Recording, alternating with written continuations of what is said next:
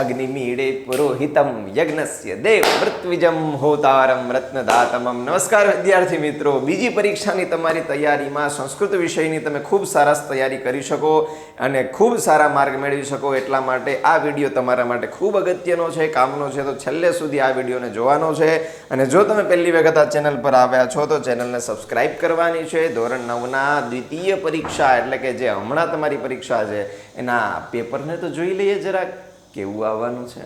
ચાલો જોઈએ છે. તો સૌથી પહેલા ધોરણ 9 દ્વિતીય પરીક્ષા પ્રશ્નપત્ર પરિરૂપ આ બધા જ પેપર કાઢવાવાળા મિત્રો જોશે. આપણે ધ્યાન આપવાની જરૂર નથી. આપણે ખાલી એટલું જોઈએ કે ભાઈ 10 પ્રશ્નો 1 માર્કના, 9 પ્રશ્નો 2 માર્કના, 3 પ્રશ્નો 3 માર્કના અને 3 પ્રશ્નો મિક્સ છે. કઈ રીતે છે ચલો જોઈએ છે લાંબા પ્રશ્નોને.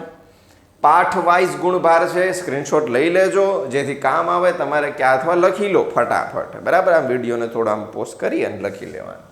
જેમ કે જુઓ, પહેલા પ્રથમ પરીક્ષાના અભ્યાસક્રમમાંથી 30% એટલે 15 માર્ક, મતલબ કે 1 2 ને 3 4 ને 4 8 ને 4 12 13 14 15 પૂરું થઈ ગયું. અબ આય હતો એટલે 16, અહીંયા 8 હતું, 8 ચેપ્ટર સુધી હતું પ્રથમ પરીક્ષા, ખબર છે. એમાં થોડું પ્લસ માઇનસ મતાંતર હોય છે અને છેલ્લે પછી એડ થયા હતા કે ભાઈ તમારે 9મું ચેપ્ટર લેવાનું છે અને 11મું ચેપ્ટર લેવાનું છે, આવું બધું હતું.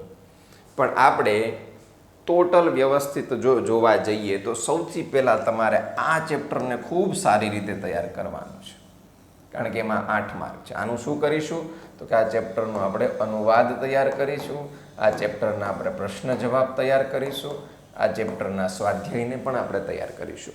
પછી દોસ્તો સુભાષિત વૈભવમાં 4 માર્ક આપ્યા છે, મતલબ કે આના પણ પ્રશ્ન જવાબો ખાસ તૈયાર કરીશું. આનું આપણે અર્થ વિસ્તાર તૈયાર કરીશું. બરાબર. વલ્લભી વિદ્યાસ્થાન અનુવાદ તૈયાર કરીશું. દૌવારિકસ્ય સેવાનિષ્ઠા અનુવાદ તૈયાર કરીશું. ઉપકાર હતસ્તુ કર્તવ્ય પ્રશ્ન જવાબ તૈયાર કરીશું. 1 માર્કને હમણાં ધ્યાન નથી આપતા.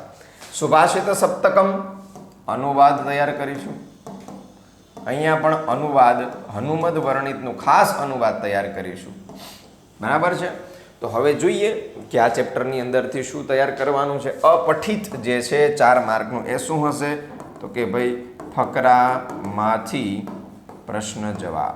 તમને જો કોઈ પ્રશ્ન હોય તો ચોક્કસ મને પૂછી શકો છો, કોમેન્ટની અંદર જણાવી શકો છો. વિડીયો પસંદ આવે તો લાઈક કરજો.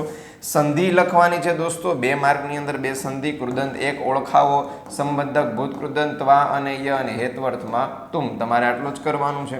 અભ્યાસ 2 અને 3 પુલ્લિંગ અને સ્ત્રીલિંગ શબ્દોને ઓળખવાના છે. અને તમને ખબર છે કે જન, મુનિ, ભાનુ અને હરિ.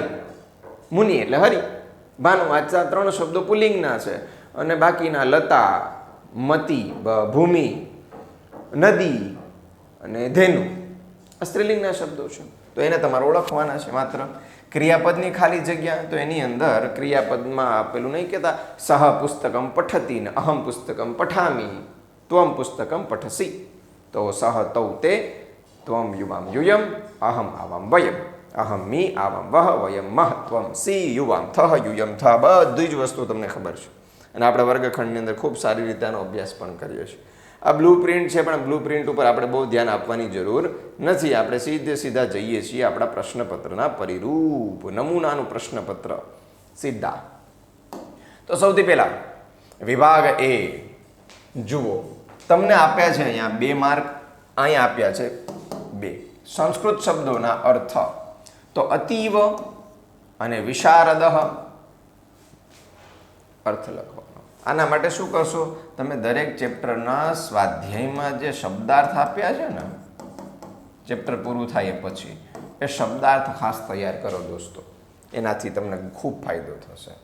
સંસ્કૃતમાં જ સંસ્કૃતનો સમાનાર્થી શબ્દ, આના માટે કાં તો તમને તમારી પાસે જે કોઈ ગાઈડ ઇત્યાદિ બુક હશે એમાંથી તમને મળશે બહુ સારી રીતે, અથવા તમે સરને કે તમારા શાળાની અંદર જે તે ભણાવનારા તમારા શિક્ષકને તમે પૂછી શકો છો અને એ રીતે તૈયાર કરો. 2 રસ્તા છે.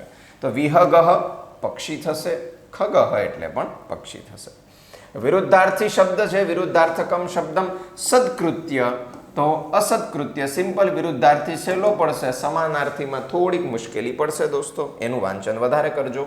પુલ્લિંગ શબ્દ ઓળખવાનું છે, તો પુલ્લિંગ શબ્દ અકારાંત શબ્દ જનહની જેમ નૃપઃ અને તંડુલઃ, પુલ્લિંગ શબ્દ કંથા આકારાંત શબ્દ છે, સ્ત્રીલિંગ છે. એટલે સફળતા રૂમાલ હાથમાં આવી જાય ને છીક આવા સમયે એ પણ જીવનની એક સફળતા જ છે દોસ્તો. હું આને એક સફળતા ગણું છું, તમારે ગણવી જોઈએ. સ્ત્રીલિંગ શબ્દ ઓળખવાનો છે ભાઈ, તો સ્ત્રીલિંગ શબ્દ કંથા, બે જગ્યાએ કોમન આપ્યો છે. આકારાંત શબ્દ આપણે ભણ્યા છીએ લતા, તો લતાની જેમ કંથા, અને આકારાંત શબ્દ તુલા. સંસ્કૃત શબ્દ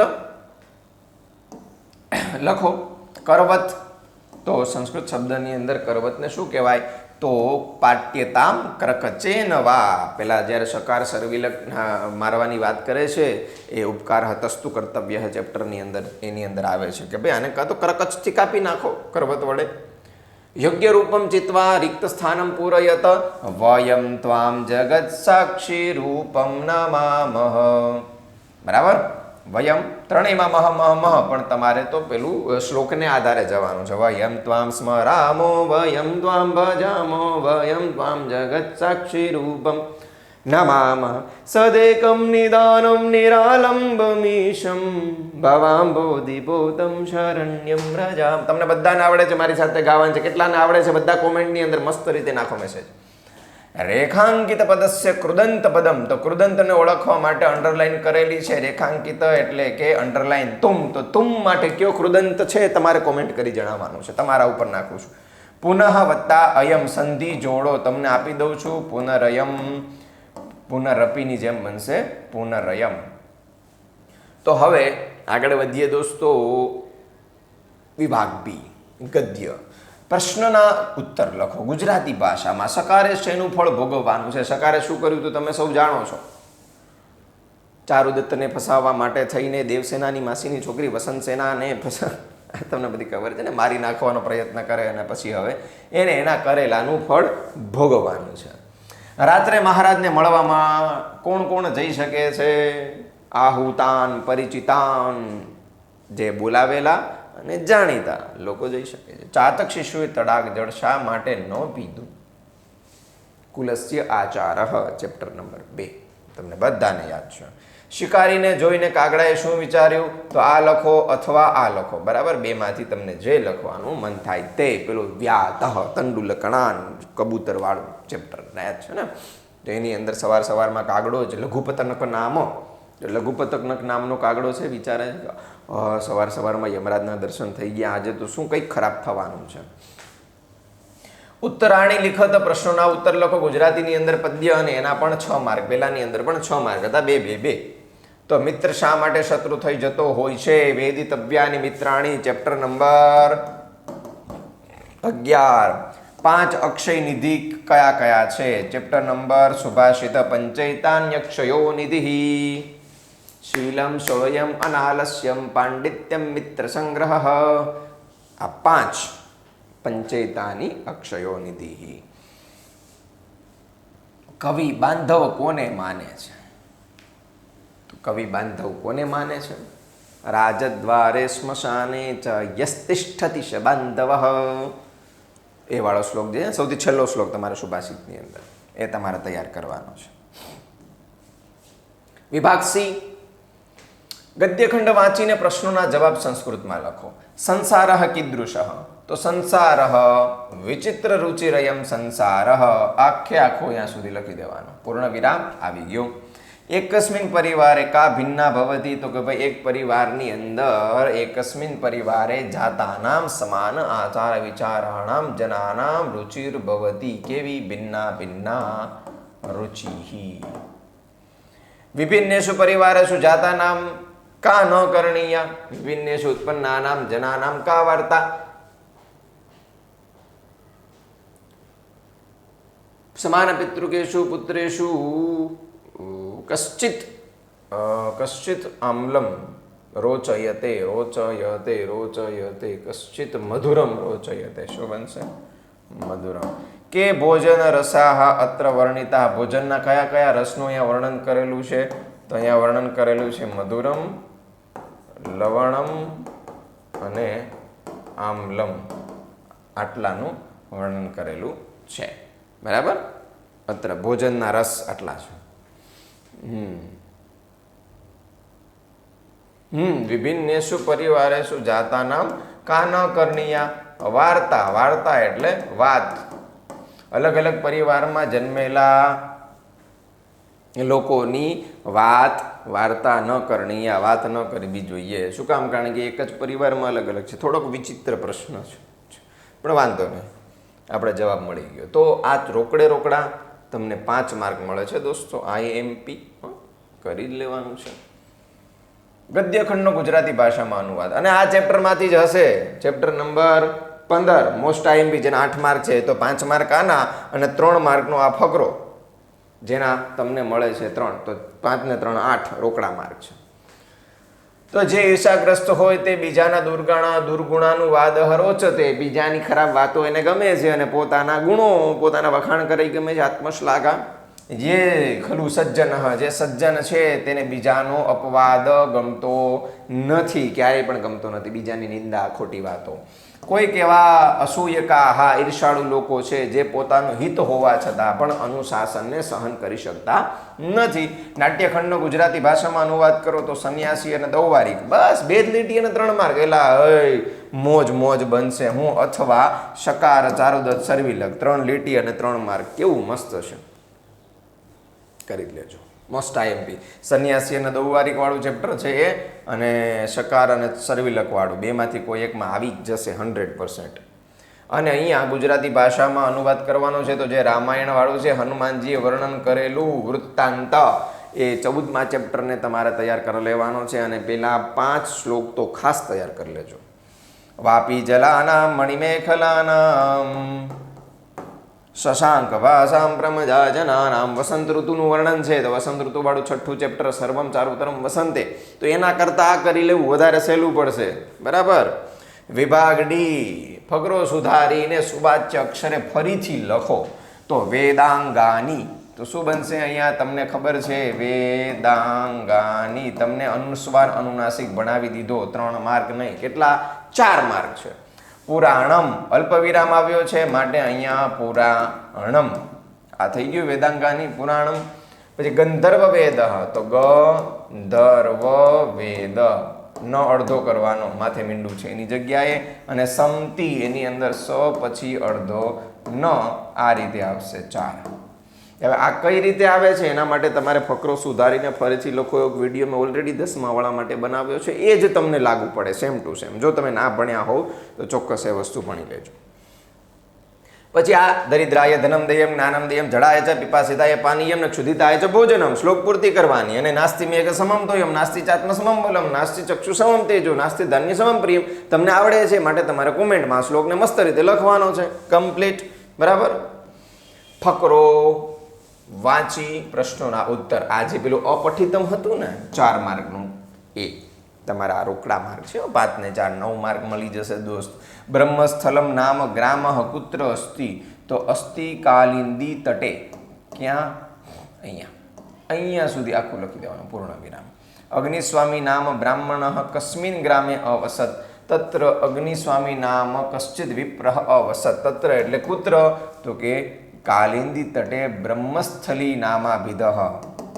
બ્રહ્મસ્થલમ નામ ગ્રામ, અને એ ગામમાં, કસ્મિન એટલે ક્યાં, ગ્રામે ગામમાં, કુત્ર એટલે ક્યાં. બરાબર? મંદારવત્યા પાણી ગ્રહણાર્થમ કે આગતા. મંદારવતી નામ અતીવ લાવણ્યવતી કન્યા છે, સા વિવાહ યજ્ઞ સંજાતા ત્રયઃ બ્રાહ્મણ કુમારાહ. કોણ આવ્યું તું ભાઈ? ત્રયઃ બ્રાહ્મણ કુમારાહ. ફકરો સરસ છે. અગ્નિસ્વામીન પુત્રી મંદારવતી કીદૃશી આસીત, તો અહીંયા આવે છે, અહીંયાથી લઈને અહીંયા સુધી. આસીત લાવણ્યવતી, અતીવ લાવણ્યવતી એટલે નમણી, નમણી સુંદર હતી. અર્થ વિસ્તાર. લાવણ્યવતી. અર્થ વિસ્તાર કરો. સોત્સાહાનામ નાસ્તિ અસાધ્યમ નરાણામ માર્ગારબ્ધાઃ સર્વયત્ના ફલંતિ. ઉત્સાહી વ્યક્તિ માટે કંઈ જ અશક્ય નથી. ઉત્સાહી વ્યક્તિ જે કાર્યની શરૂઆત કરનારા છે એવા લોકોના દરેક પ્રયત્નો હંમેશા સફળ થાય છે. તો ઉત્સાહ માર્ગારબ્ધાઃ, તમે શરૂઆત તો કરો. શરૂઆત કરશો તો તમે ક્યાં અસફળ થાવ છો એની તમને ખબર પડશે. માત્ર વિચારો કર્યા કરવાથી જીવનમાં સફળતા મળતી નથી. માત્ર મોટિવેશનના વિડીયો જોવાથી સફળતા મળતી નથી. માત્ર કોઈને ફોલો કર્યા કરવાથી જીવનમાં સફળતા મળતી નથી. જ્યાં સુધી પોતે ખુદ મેદાનમાં નહીં ઉતરી શકો દોસ્ત, ત્યાં સુધી જીવનમાં સફળ થઈ શકવાના ચાન્સ 0 છે, ગેરંટી સાથે. તો મેદાનમાં ઉતરો, અસફળ થશો, શીખવા મળશે. સફળ થશો તો બીજાને કામ લાગશો. ખુદને તો ખરા જ, પણ સ્વાર્થમાં પરમાર્થ રહેલો છે દોસ્ત. માટે એક વખત ઉત્સાહી બનો.